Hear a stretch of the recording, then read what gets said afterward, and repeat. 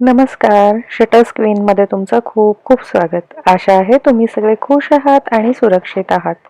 हा एक जुना व्हिडिओ मी आता तुमच्यासोबत शेअर करते आहे.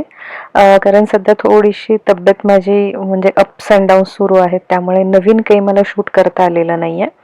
सो एक जुना व्हिडिओ मी तुमच्यासमोर आता प्रेझेंट करते कारण मला व्हिडिओ येण्यामध्ये खंड नव्हता पाडायचा. आणि हे माझं आवडीचं काम सुद्धा आहे.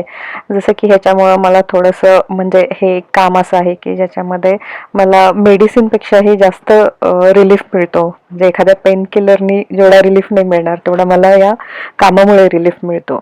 मग म्हटलं चला तुम्ही बेअर करा माझ्यासोबत. आय होप हा व्हिडिओ तुम्हाला नक्की आवडणार आहे कारण ह्याच्यामध्ये थोडंसं शॉपिंग वगैरे आहे, आमची मजा मस्ती आहे. आत्ता तुम्ही जी क्लिप बघताय ती आहे 19 ऑगस्टची. 19 ऑगस्टला वर्ल्ड फोटोग्राफी डे असतो. सो आम्ही दोघींनी तो सेलिब्रेट केला होता. एकदम simple celebration like cakes and coffee वगैरे. मला केक खूप आवडतात त्यामुळे मग माझ्या कुठल्याही छोट्या मोठ्या सेलिब्रेशनमध्ये केक हा असतोच असतो.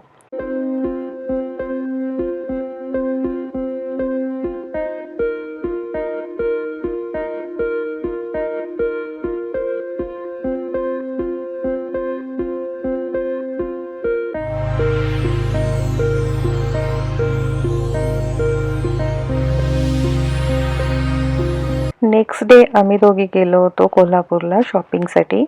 शॉपिंग आणि छोटी मोठी कामं असं एकत्र करून आम्ही कोल्हापूरला गेलो होतो. कोल्हापूरला आम्ही गेलो DYP सिटी मॉलमध्ये.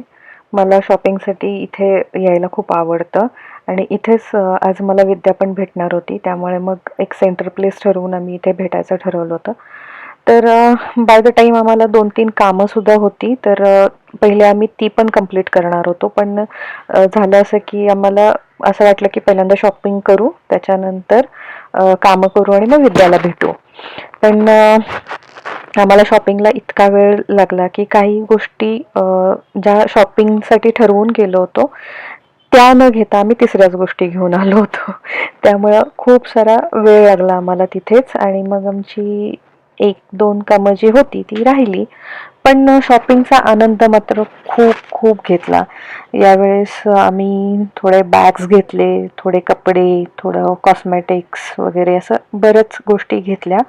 पण ह्या गोष्टी घेताना हा व्हिडिओ असा बनवेन वगैरे असं काही म्हणजे माहीत नव्हतं. अदरवाईज ते छानपैकी शूट करता आलं असतं.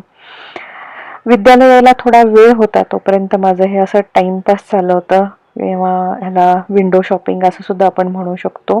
स्नेहाला एक बरा टाईमपास असतो की ती मोबाईल हातात घेऊन ती आपलं शूट करत असते. त्यामुळे ती आपलं मला सगळ्या गोष्टी कॅप्चर करत होती माझ्या. पण तिला फ्रेममध्ये यायला मिळत नव्हतं आणि मी इतकी कन्फ्यूज होते की मी काय घ्यायला आली आहे हे सोडून मी तिसरंच काहीतरी बघत बसली आहे. ॲक्च्युली मी वाट बघत होते विद्याची, कारण शॉपिंगला एक असा अनोईंग फ्रेंड असल्याशिवाय तुम्हाला मजा नाही येत. आणि विद्याच्या कमेंट्स आणि त्या सगळा जो ऑरा असतो तिचा, तो एक अनदर लेवल असतो. त्यामुळे तिच्याबरोबर शॉपिंगला फार मजा येते. सो ती येईपर्यंत आम्ही थोडेसे कपडे वगैरे किंवा जस्ट लाईक विंडो शॉपिंग आम्ही करत होतो. माझी साईज आणि चॉईस एकत्र मिळणं तसं फार कठीण असतं.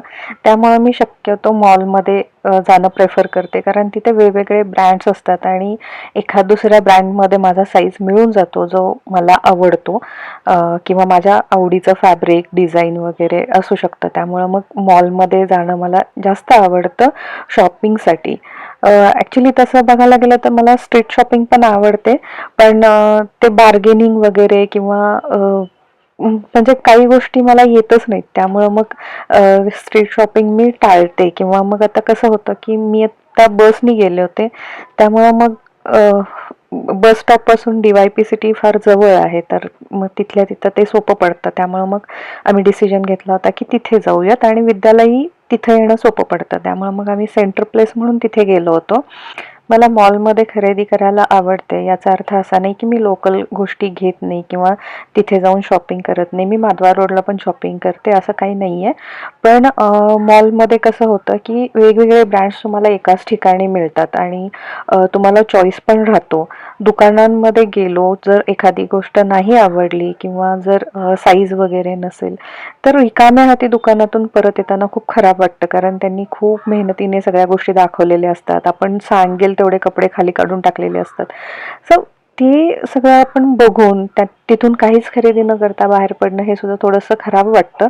त्यामुळं मग शॉपिंगसाठी हे मॉल वगैरे ही ठिकाणं बरी पडतात. यानंतर आम्ही थोडंसं कॉस्मेटिक बघत होतो. आमचा बराच वेळ हा खेळ चालू होता, पण विद्या काही आली नव्हती. ॲक्च्युली झालं होतं असं की विद्या आणि पृथ्वी दोघंही येणार होते, त्यामुळे ते त्यांचं टाईम मॅच करून ते येणार होते.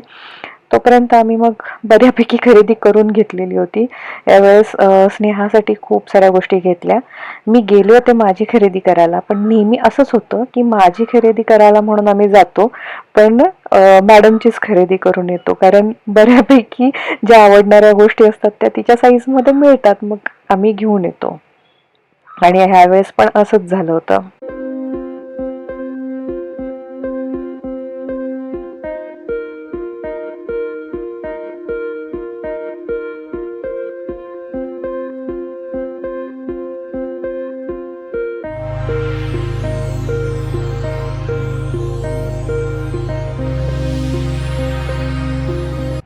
फायनली जिची वाट बघण्यात आम्ही एवढी शॉपिंग केली होती ती आली आणि विद्या येताना सोबत पृथ्वीला पण घेऊन आली होती. ते खूप छान प्लेझंट सरप्राईज होतं माझ्यासाठी, कारण मला वाटलं नव्हतं की पृथ्वी येणार आहे. कारण जनरली मुलांना असं नाही आवडत ना पालकांबरोबर फिरायला वगैरे. पण पृथ्वी तसा खूप गोड मुलगा आहे, म्हणजे तो कुठल्याही अँगलनी विद्याचा मुलगा वाटत नाही. कारण तो खूप नम्र आहे किंवा खूप पोलाइटली बोलतो आणि खूप संयमी पण आहे. त्यामुळे तो कुठल्याही अँगलनी विद्याचा मुलगा वाटत नाही. याचं कारण तुम्हाला कळलं असेल की विद्या पेशन्स नाही आहेत तिच्याकडे आणि नम्रता तर त्याचं काय घेणं देणं नाहीच आहे आम्हाला. So jokes part. पण पृथ्वी आला त्यामुळे आमच्या शॉपिंगला अजून मजा आली आणि पृथ्वीला पण खूप मोकळापणा मिळाला. त्यालाही खूप छान भटकता आलं, त्यामुळं मला हे खूप छान वाटलं होतं. पॅरेंटिंगचा हा एक चांगला नमुना म्हणता येईल की मुलाला पण वेळ देणं आणि मैत्रिणींना पण वेळ देणं. सो आम्हाला छान त्याच्याबरोबर पण वेळ घालवता आला आणि त्यालाही आईसोबत छान क्वालिटी टाईम घालवता आला. त्यामुळं दोन्ही गोष्टी तिनं साध्य केल्या. असं मी तिला म्हणते अनॉइंग किंवा काय काय काय काय मी बोलत असते तिच्याबद्दल, पण ती अशी छान विचार करून किंवा सगळ्या गोष्टी प्लॅनिंगनी करत असते. तर ही तिच्यातली खूप चांगली गोष्ट आहे आणि ती मला खूप आवडते. तिचा हा गुण खूप आवडतो, की सगळ्या गोष्टी व्यवस्थित मॅनेज करणं. हे सगळं जरी असलं तरी एखाद्याला पिडणं काय असतं ना, हे हिच्याकडून शिकावं. मला लिटरली त्या सेल्स गर्लवरती दया येत होती. म्हणजे ही इतकी तिला पिडत होती, इतक्या गोष्टी दाखवत होती ती बिचारी, आणि ही प्रत्येक गोष्ट रिजेक्ट करत होती. आणि हा सगळा खेळ मी दुरून पाहत होते, कारण तिथं जाऊन परत तिला डिस्टर्ब करण्यापेक्षा तिचं तिला ती गोष्ट एन्जॉय करू दे म्हणून मग आम्ही बाजूला थांबलो होतो. पण शेवटी खूप वेळानं मला खरंच त्या बिचारीची खूप दया आली. तर मग मी गेले तिथं आणि मग तिला काही गोष्टी सजेस्ट केल्या. तर घ्यायची तर होती तिला फक्त नेल पेंट्सच, पण तिने इतका वेळ तिथं घालवला होता ना, ती प्रत्येक गोष्ट रिजेक्ट करत होती. सो मग तिला थोडीशी मदत करायला मी गेले.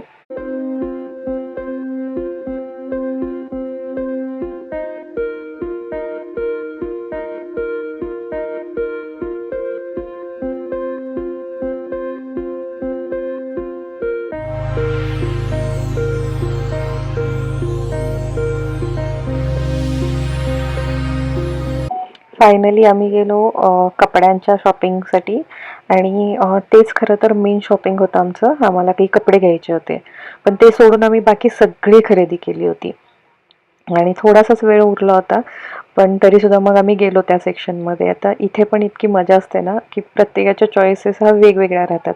मला थोड्याशा अशा फ्लारी वगैरे अशा गोष्टी आवडतात आणि विद्याला थोड्याशा न्यूट्रल गोष्टी आवडतात. तिला थोडेसे ठराविक तिचे कलर आहेत, ते तिला तेवढेच कलर आवडतात.